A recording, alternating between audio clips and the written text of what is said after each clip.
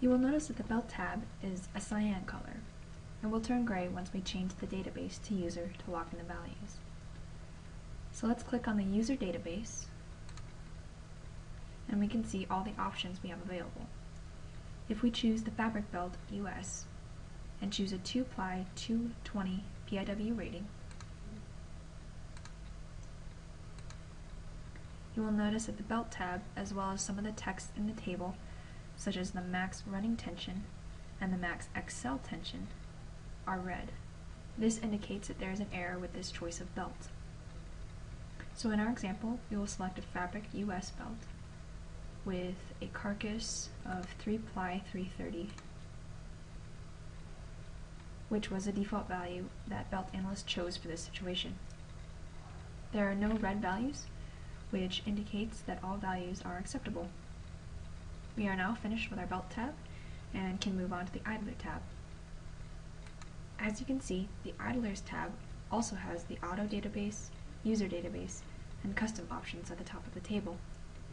This works the same way as a belt tab. In auto, Belt Analyst is calculating the minimum required idler for this application. These values will change based on the changes made to the rest of the program. If the tab is in user mode, no values will change during the design process. So we are in user mode and can input our own data. You can click the down arrows, the specification, and the descriptions for both carry and return sides. When you make a selection, the drawing will update as well as the calculated values in the program. And for this example, we will use the C4 idlers for both carry and return in this CIMA 5 database. You do have the option to change the angle of the trough to be 45 degrees, 35 degrees, or 20 degrees for the carry side. If you have 2 rollers for the return side, you can change the angle of the trough to be 5, 10, or 15 degrees. In our case, we are going to leave the idler trough at 35 degrees. If you had a specified roller for your conveyor, you would input that data here. We have completed the idler tab now, so let's move on to the drives tab. The drives tab also has the auto and user modes. For our example, we will be in user mode. If you take a look at the top of the table, you will notice the total nameplate power and the running power.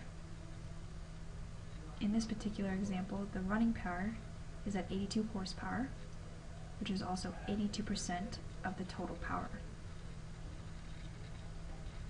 The running power is calculated in Belt Analyst.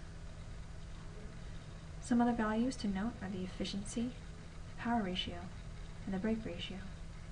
The efficiency of the motor is determined by the manufacturer.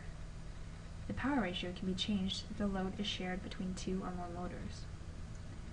The brake ratio can also be split between multiple pulleys. The wrap angle cell is another place to change the wrap angle of the head pulley. The slip ratios during running and acceleration will be determined by the wrap angle. We will input a wrap angle of 210 degrees for our head drive pulley and set our lagging type to plane. If you click the Summary Data tab at the top left corner of the window, you can view the overall breakdown of the forces seen by the conveyor. We have now completed the Drives tab, and we'll move on to the Take-Up.